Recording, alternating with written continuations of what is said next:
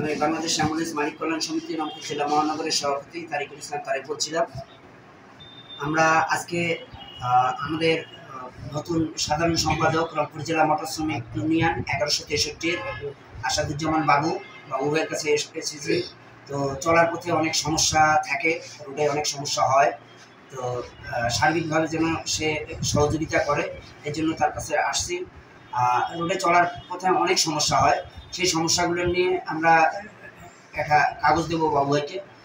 পরবর্তীতে বাবু ভাই সাধারণ সম্পাদক হিসেবে সে তার কাছ থেকে যতটুকু আমরা আশা রাখি যে আমরা ফুলফিল হেল্প পাবো, এই আশা ব্যক্ত করে আমি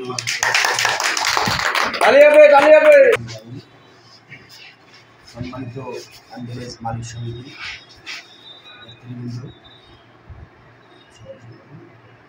সাধারণ সম্পাদক অ্যাম্বুলেন্স মালিক সমিতির তারিকুল ইসলাম সভাপতি তারিকুল ইসলাম তারেক, আমার ছেলের ছোটো ভাই এবং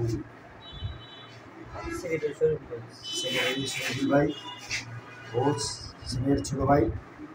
আমি আশা করি আমার এই ছোটো ভাইরা যে দায়িত্ব পালন করতেছেন অ্যাম্বুলেন্স মালিক সমিতির, আমি আশা রাখবো আমার শ্রমিকরা যাতে ওখানে ভালো থাকে, শ্রমিকদেরকে মূল্যায়ন করা হয়। এবং পাশাপাশি আমি আমার মোটর শ্রমিক ইউনিয়নের পক্ষ থেকে আমি আসাদুজ্জামান বাবু ভারপ্রাপ্ত সাধারণ সম্পাদক করছি, সর্বোচ্চ সহযোগিতা আমি করব।